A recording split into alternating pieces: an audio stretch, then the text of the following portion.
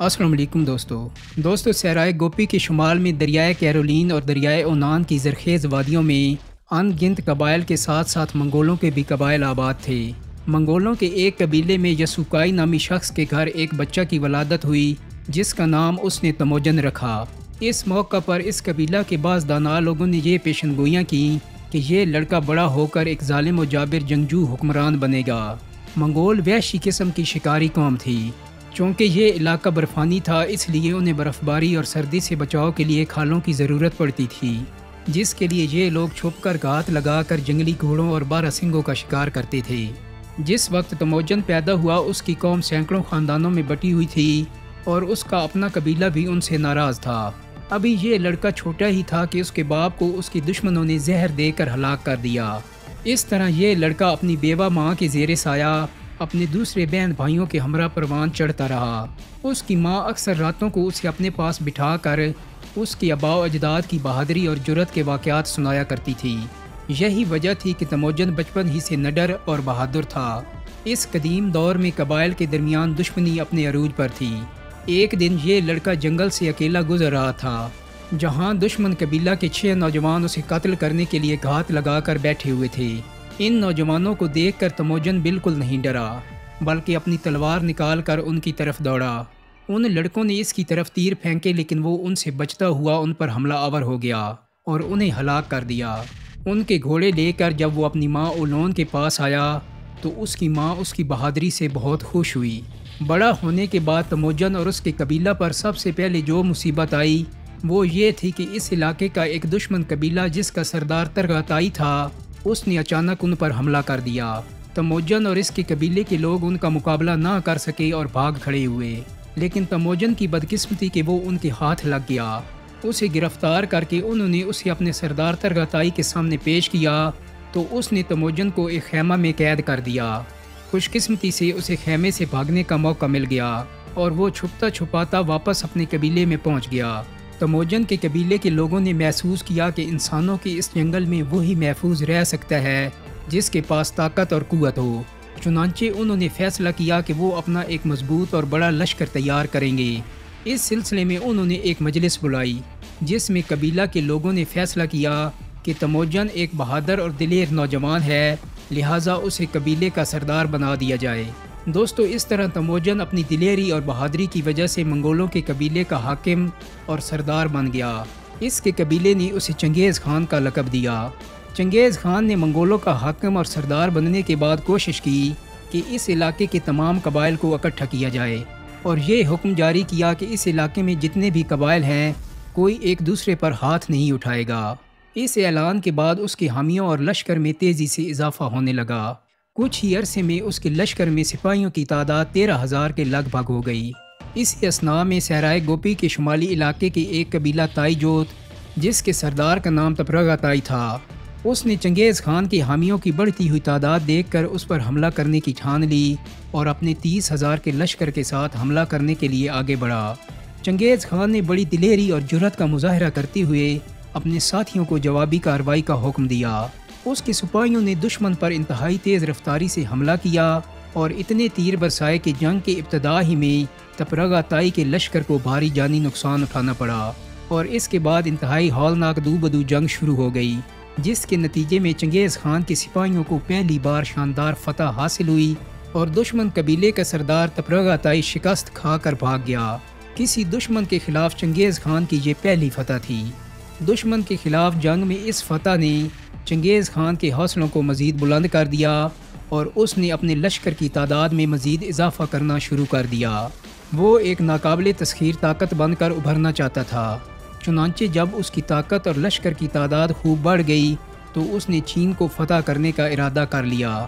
چین پر حملہ آور ہونے میں اس کے راستے میں سپاسا، تائی جوت اور تاتاری نامی 3 بڑے قبیلے آتے تھے، لہٰذا چین پر حملہ کرنے سے پہلے اس نے ان تینوں قبیلوں پر حملہ کر دیا اور انہیں اپنا فرمانبردار بنا لیا اور ان قبیلوں کی اکثریت کو اپنے لشکر میں شامل کر لیا۔ دوستو چین پر اس وقت کن خاندان کی حکومت تھی۔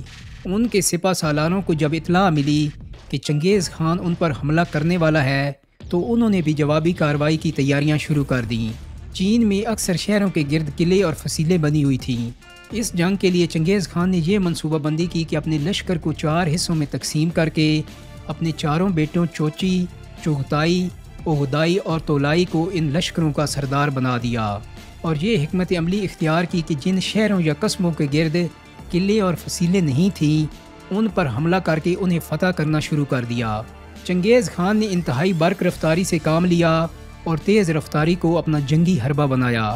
وہ چین کی سرزمین پر اپنے لشکر کے ساتھ جگہ جگہ چین کے سست رفتار لشکروں پر حملہ آور ہوتا اور انہیں بے حد نقصان پہنچا کر ان سے مال و اسباب چھین لیتا۔ اس طرح اس نے چین میں ایک طوفان کھڑا کر کے رکھ دیا اور ان تمام شہروں کو جن کے گرد قلعے یا فصیلیں نہیں تھیں فتح کر لیا۔ دوستو، چنگیز خان کی حکمت عملی اور جنگی منصوبہ بندی نے چینیوں کی کمر توڑ کر رکھ دی تھی۔ چنگیز خان اور اس کے سپاہی اب چین کی سرزمین سے کافی حد تک واقف ہو چکے تھے، لہٰذا اس نے اب ان شہروں کو فتح کرنے کا ارادہ کر لیا جن کے گرد قلعے اور فصیلیں بنی ہوئی تھیں، اور حربہ کے طور پر اس نے اپنے اس خوف کو استعمال کیا جو اس علاقے میں پھیل چکا تھا۔ اس نے چینی لشکروں پر اپنی دہشت پھیلانے کے لیے یہ اعلان کر دیا کہ جو منگولوں کے سپاہیوں سے جنگ کرے گا ان میں سے کسی کو بھی زندہ نہیں چھوڑا جائے گا، اور جو چنگیز خان کی اطاعت کرے گا اسے کچھ نہیں کہا جائے گا۔ چنگیز خان نے اب تک کی جنگوں میں فتوحات کے دوران چین کے جن سپہ سالاروں کو گرفتار کیا تھا انہیں اپنے لشکر کے آگے رکھا، جو اسے چین کے مختلف قلعوں اور شہروں میں داخل ہونے کے راستوں کی نشاندہی کرتے رہے۔ اس طرح چنگیز خان اپنے چاروں لشکروں کے ساتھ ایک ایک کر کے چین کے تمام قلعے اور شہر فتح کرتا ہوا آگے بڑھتا رہا۔ اسے شاندار فتوحات حاصل ہو رہی تھیں اور اس کے حوصلے بلند ہو رہے تھے۔ جو بھی شہر یا قلعہ فتح کرتا وہاں تباہی و بربادی کا بازار گرم کر دیتا، مال و اسباب اور جوان مرد و عورتوں کو غلام اور کنیزوں کے طور پر قبضہ میں لینے کے بعد ان شہروں کو آگ لگوا دیتا۔ اس طرح اس نے پورا چین فتح کر لیا۔ چین فتح کرنے کے بعد اس نے دیگر ممالک پر بھی لشکر کشی کر کے ان پر قبضہ کر لیا۔ منگول سلطنت کا سکہ قائم کرنے کے بعد چنگیز خان نے دیکھا کہ اس کی سلطنت اتنی وسیع ہو گئی ہے کہ اس کی حدیں اب مسلمان سلطان علاؤ الدین خوارزم شاہ کی عظیم سلطنت سے جا ملی ہیں۔ اپنی قوم اور سلطنت کی ترقی کے لیے اس نے سوچا کہ ان دونوں سلطنتوں کے درمیان تجارتی اور سفارتی رابطوں کا قیام عمل میں آنا چاہیے۔ چنانچہ اس نے سلطان علاؤ الدین خوارزم شاہ کے ہاں قیمتی تحائف کے ساتھ قاصد بھیجا، جس سے سلطان علاؤ الدین خوارزم شاہ بہت خوش ہوا اور جواب میں چنگیز خان کا شکریہ ادا کیا اور اس کے لیے قیمتی تحائف روانہ کیے۔ سلطان علاؤ الدین خوارزم شاہ کے تحائف لے کر جب یہ قاصد واپس پہنچا تو چنگیز خان بھی بہت خوش ہوا اور حکم دیا کہ دونوں سلطنتوں کے ایک دوسرے سے قریب لانے کے لیے مزید اقدامات ہونے چاہیے اور تجارتی قافلوں کو دونوں سلطنتوں میں آنا جانا چاہیے۔ چنانچہ چنگیز خان کے حکم پر 400 افراد پر مشتمل 400 تاجروں کا ایک کارواں تیار کیا گیا جو قیمتی سامان لے کر روانہ ہوا، جس کا مقصد یہ تھا کہ منگول اپنا تجارتی سامان سلطان علاؤ الدین خوارزم شاہ کی سلطنت میں فروخت کریں اور اس کے بدلے میں اپنی ضروریات کا سامان وہاں سے خرید کر لائیں۔ دوستو، منگولوں کا یہ تجارتی قافلہ جب سلطان کی سلطنت میں اطرار کے مقام پر پہنچا اور وہاں قیام پذیر ہوا تو وہاں کا حاکم انال جو سلطان کا ماموں تھا ان کے پاس قیمتی سامان دیکھ کر اس کی نیت خراب ہو گئی۔ اس نے اس قافلہ کے تمام تاجروں کو گرفتار کر لیا اور سلطان کو ایک خط لکھا کہ منگولوں کا ایک کارواں جو 400 افراد پر مشتمل ہے تجارت کے بہانے ہماری سلطنت میں جاسوسی کرنے کے لیے آیا ہے، لہٰذا میں نے انہیں اپنی سرحد پر روک لیا ہے، ان کے لیے آپ کا کیا حکم ہے؟ سلطان نے اسے جوابی پیغام میں کہا کہ وہ حالات کی مناسبت سے اپنی مرضی کے مطابق ان لوگوں سے جو چاہے سلوک کرے۔ سلطان کا ماموں یہ جواب سن کر خوش ہو گیا کیونکہ اس کی لالچی نظریں منگولوں کے تجارتی اور قیمتی سامان پر تھیں۔ چنانچہ اس نے اس قافلہ کے تمام تاجروں کو قتل کروا کر ان کے مال پر قبضہ کر لیا۔ اتفاق سے ان کا ایک آدمی جو قتل ہونے سے بچ گیا تھا اس نے چنگیز خان کے پاس پہنچ کر اس کو ساری صورتحال سے آگاہ کر دیا۔ چنگیز خان کو اپنے 400 تاجروں کے قتل پر سلطان علاؤ الدین خوارزم شاہ اور اس کے ماموں پر بڑا غصہ آیا۔ تمام منگول چنگیز خان کو کہنے لگے کہ ہمیں اپنے ان 400 تاجروں کے قتل کا انتقام لینا چاہیے، لیکن چنگیز خان ایسا کوئی قدم اٹھانے سے پہلے اس معاملے میں سوچ سمجھ سے کام لینا چاہتا تھا، لہٰذا اس نے فیصلہ کیا کہ پہلے اس معاملے کو سلطان علاؤ الدین خوارزم شاہ کے سامنے پیش کرنا چاہیے اور احتجاج کرنا چاہیے۔ اس نے ایک قاصد سلطان کی طرف روانہ کیا اور مطالبہ کیا کہ آپ کے علاقے میں اطرار کے حاکم نے ہمارے 400 تاجروں کو قتل کر کے ان کے تجارتی سامان پر قبضہ کر لیا ہے، لہٰذا اطرار کے حاکم اینال کو ہمارے حوالے کیا جائے تاکہ ہم اسے مناسب سزا دیں اور ہمارے تاجروں کا سامان ہمیں واپس کیا جائے۔ چنگیز خان کے قاصد نے جب یہ مطالبہ سلطان تک پہنچایا تو سلطان یہ پیغام سن کر بہت زیادہ برہم ہوا اور حکم دیا کہ یہ پیغام ناقابل عمل اور گستاخانہ ہے، اسے قتل کر دیا جائے۔ لہٰذا سلطان کے حکم پر اس قاصد کو قتل کر دیا گیا۔ دوستو، سلطان علاء الدین خوارزم شاہ اگر اس موقع پر دانش مندی سے کام لیتا اور انصاف سے کام لیتے ہوئے اطرار کے حاکم کو ضبط کیے سامان تجارت کے ساتھ منگولوں کو واپس لوٹا دیتا تو شاید آج دنیا کی تاریخ میں مسلمانوں کی تاریخ پہلے کی نسبت مختلف اور بہت عمدہ ہوتی۔ سلطان کی اس ناعقبت اندیشی نے جلتی پر تیل کا کام کیا۔ جب چنگیز خان کو اپنے قاصد کے قتل کی اطلاع ملی تو اس نے یہ عہد کیا کہ وہ سلطان علاء الدین خوارزم شاہ کو اس توہین کا ایسا سبق سکھائے گا کہ وہ ساری عمر یاد رکھے گا۔ چنانچہ اس نے اس توہین کا بدلہ لینے کے لیے اپنے تمام لشکر کو تیاری کا حکم دے دیا۔ مسلمانوں پر حملہ کرنے سے قبل چنگیز خان نے اپنے بھائی کو اپنی جگہ سلطنت کا قائم مقام حاکم مقرر کیا اور اپنے 2.5 لاکھ سپاہیوں کے ہمراہ سلطان علاء الدین خوارزم شاہ پر حملہ کے لیے روانہ ہو گیا۔ روانگی سے قبل اس نے اپنے لشکر کو 4 حصوں میں تقسیم کر کے اس کی کمان اپنے 4 بیٹوں کے سپرد کر دی۔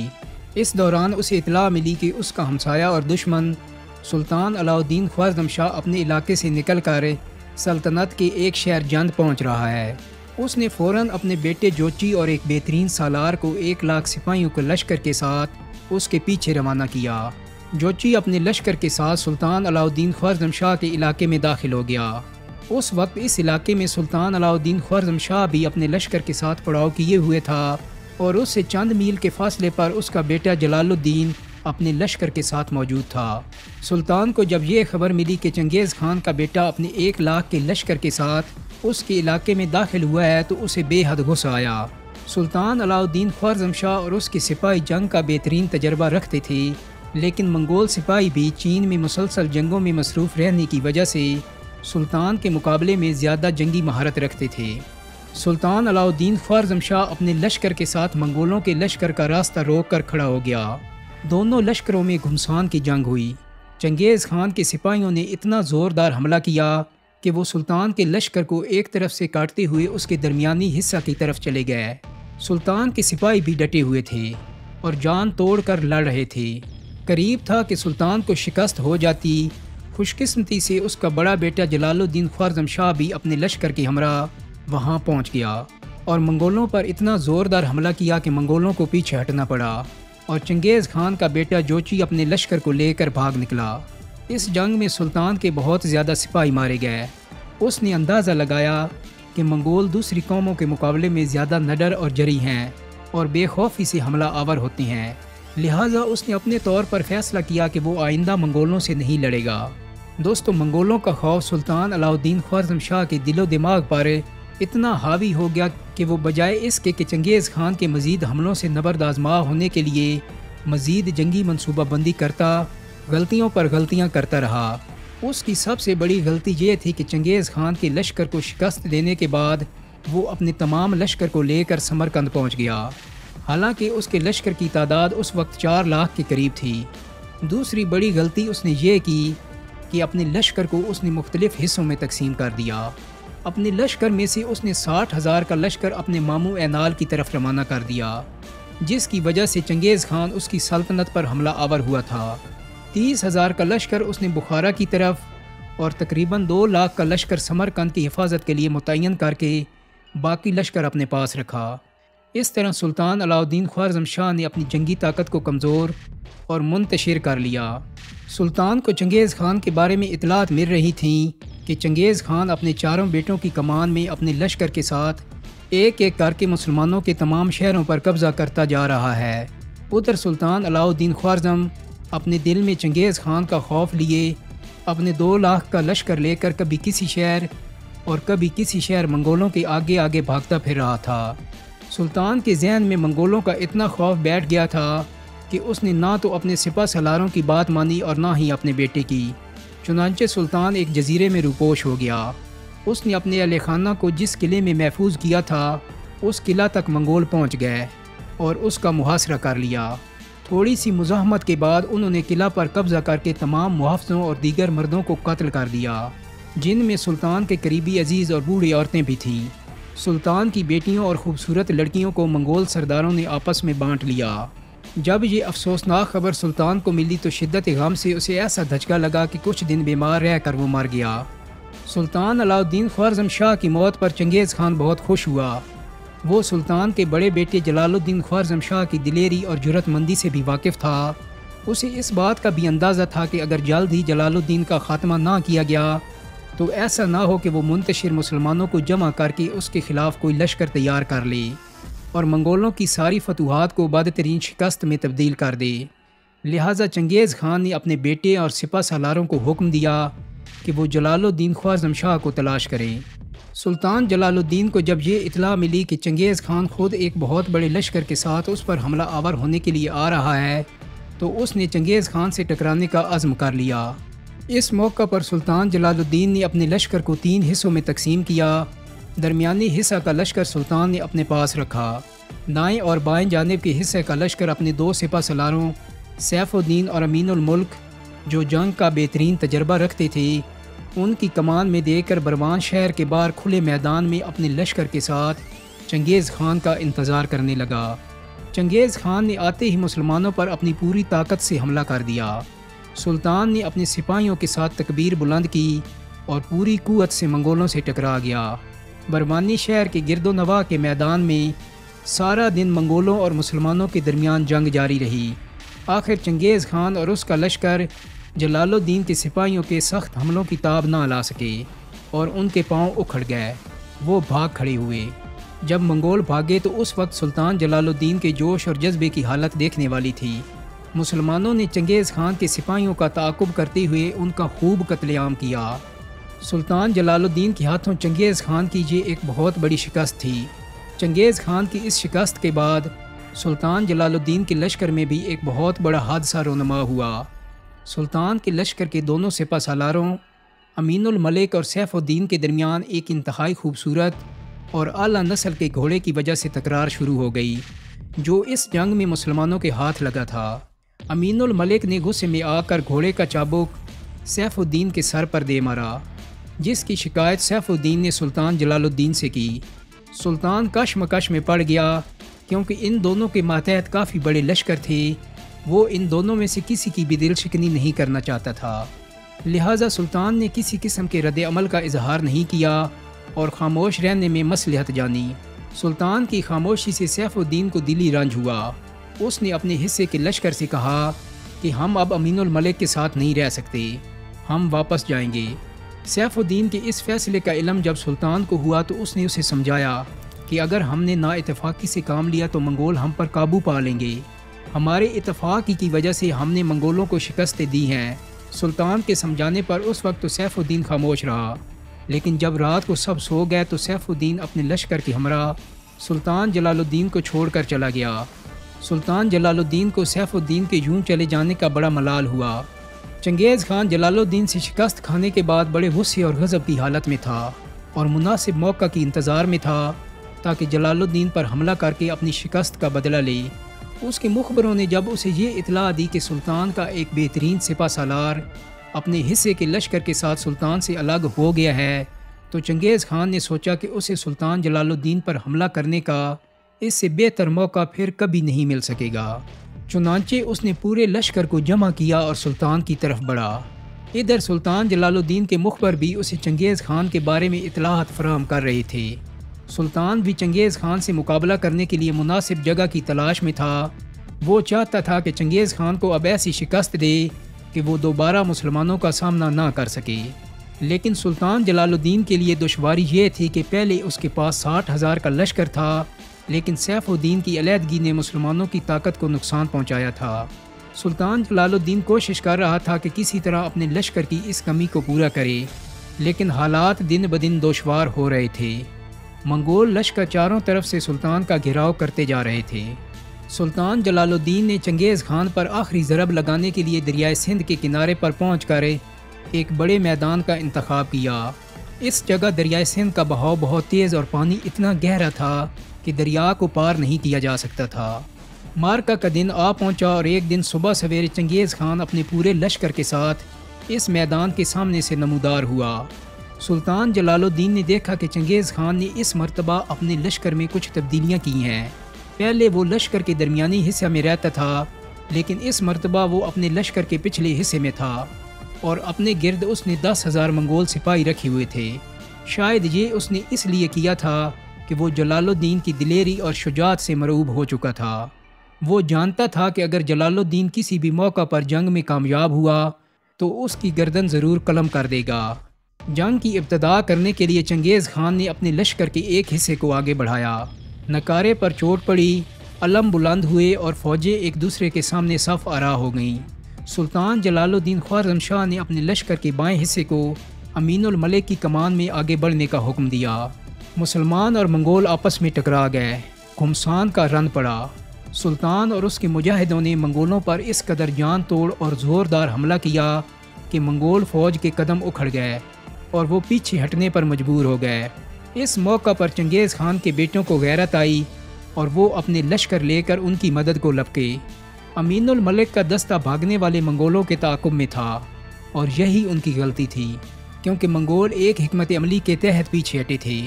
جب سلطان کے سپاہی تعاقب کرتے کرتے منگولوں کے لشکر میں کافی اندر چلے گئے تو گھات لگا کر بیٹھے ہوئے منگولوں کے دستوں نے ان پر حملہ کر دیا، جس سے امین الملک کے دستے میں شامل سپاہیوں کا کافی جانی نقصان ہوا۔ جنگ کا نقشہ پلٹنے لگا اور میدان جنگ کے اس حصے پر منگولوں کا دباؤ بڑھنے لگا۔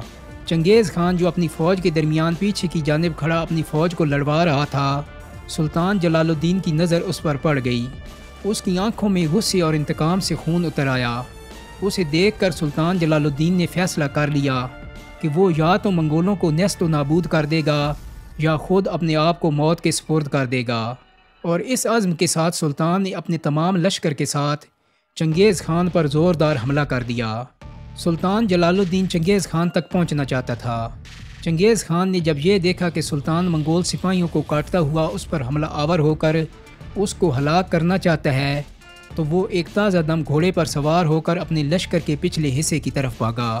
حالانکہ سلطان جلال الدین کے لشکر کی تعداد چنگیز خان کے لشکر کے مقابلے میں نہ ہونے کے برابر تھی۔ منگولوں کے لاکھوں کے لشکر کے مقابلے میں سلطان کے پاس صرف 30,000 کا لشکر تھا، لیکن مسلمان جس سرفروشی اور جوش سے لڑ رہے تھے، چنگیز خان نے اندازہ لگایا کہ اگر جنگ اسی طرح جاری رہی تو جلال الدین اور اس کا لشکر لاکھوں منگولوں کو موت کے گھاٹ اتار دے گا اور خود اس کی بھی گردن کاٹ دے گا۔ لہٰذا چنگیز خان نے اپنے ایک سپہ سالار اور اس کے حصے کے لشکر کو علیحدہ کیا اور حکم دیا کہ وہ کسی طرح ان اونچی پہاڑیوں کو عبور کر کے نیچے اتر کر سلطان کی پشت پر یا اس کے بائیں جانب سے حملہ آور ہو جائیں۔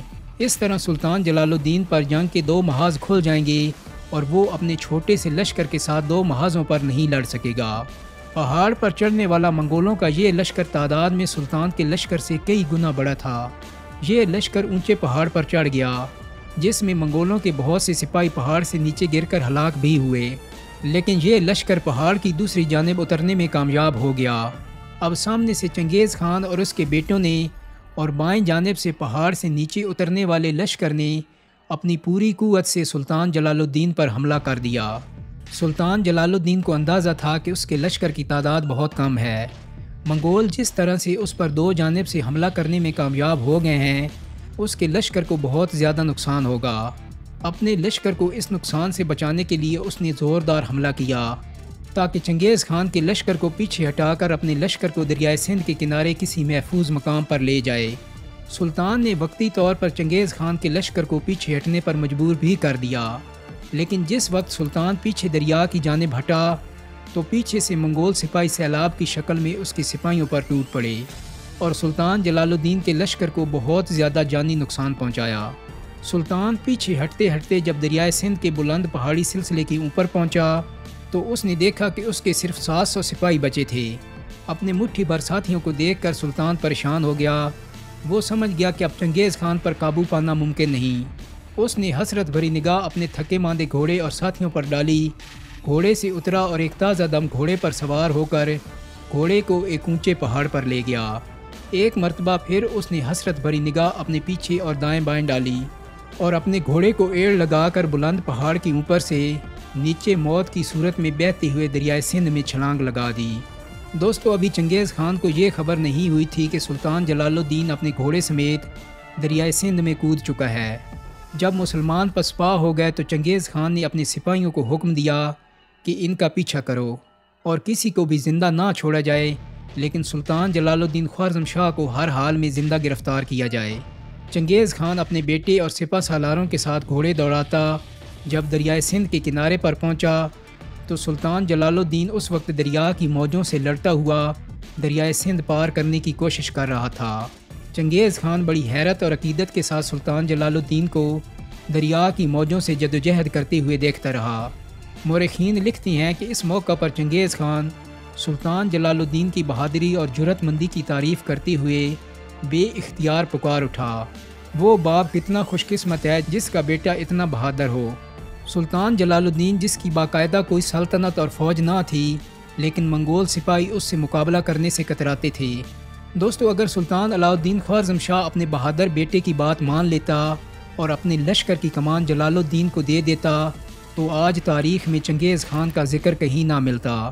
اگر ذکر ملتا بھی تو ایک پہاڑی سردار تموچن کا، لیکن ہوتا وہی ہے جو قدرت کو منظور ہوتا ہے۔ چنگیز خان کافی عرصہ تک دریائے سندھ کے کنارے پر پڑاؤ ڈالے وہاں رکا رہا اور اس نے اپنے ایک سپہ سالار کی سرکردگی میں بہت بڑا لشکر ہندوستان میں بھیجا، جس نے مختلف جگہوں پر سلطان کو تلاش کیا لیکن انہیں کامیابی نہیں ہوئی۔ سلطان جلال الدین کی تلاش میں منگول لاہور اور ملتان پر بھی حملہ آور ہوئے اور یہاں بھی تباہی و بربادی کا کھیل کھیلا، لیکن سلطان جلال الدین ان کے ہاتھ نہ لگا۔ چنگیز خان کی سلطان جلال الدین خوارزم شاہ کو زندہ گرفتار کرنے کی حسرت زندگی بھر پوری نہ ہو سکی اور اس کا وہ لشکر جو اس نے جلال الدین خوارزم شاہ کی تلاش میں بھیجا تھا ناکام و نامراد لوٹ آیا۔ دریائے سندھ کے کنارے لڑی جانے والی اس فیصلہ کن جنگ کے بعد چنگیز خان کو اپنا وطن یاد آنے لگا، چنانچہ اس نے اپنے لشکر کے ساتھ واپس اپنے وطن جانے کا ارادہ کر لیا اور اپنی سلطنت کے مرکزی شہر کراکرم کی طرف روانہ ہو گیا، جو دنیا کے بلند ترین صحرا گوپی کے پار تبت کے علاقے سے تقریباً 800 میل کے فاصلے پر تھا۔ روانگی سے قبل چنگیز خان نے مفتوحہ علاقوں میں اپنے صوبے دار اور گورنر مقرر کیے۔ اب تک کی جنگوں میں لوگوں کا ایک جمع افیر قیدیوں کی شکل میں منگول لشکر کے ساتھ گھسٹتا پھر رہا تھا۔ اس نے ان قیدیوں سے چھٹکارا پانے کا ارادہ کر لیا اور تمام قیدیوں کو قتل کرنے کا حکم دیا۔ چنگیز خان کے اس حکم پر خوارزم کے شاہی حرم کی خواتین کے علاوہ ہر مرد و زن کو قتل کر دیا گیا۔ ان بدقسمت خواتین کو آخری مرتبہ اپنے وطن کی طرف دیکھنے اور آہ و بقا کا موقع دیا گیا۔ ان مقید خواتین میں سلطان علاء الدین خوارزم شاہ کی ماں ترکان خاتون بھی شامل تھیں۔ اس کو حکم دیا گیا کہ وہ اپنے خاندان کی تمام خواتین کے ساتھ ننگے سارے اور ننگے پاؤں لشکر کے آگے آگے چلے اور تمام خواتین اپنی تباہی اور بربادی کا ماتم کرتی جائیں۔ خوارزم شاہ کی ماں، بیگمات اور بیٹیوں کے ساتھ یہ ناروا سلوک منگول تاریخ پر ایک سیاہ داغ ہے۔ بہرحال چنگیز خان جب دریائے سیہوں کے کنارے پہنچا، یہ وہی جگہ تھی جہاں سے وہ پہلی مرتبہ سلطنت خوارزم میں داخل ہوا تھا۔ دریا کے کنارے پہنچ کر اس نے فتح کا جشن منانے کا حکم دیا۔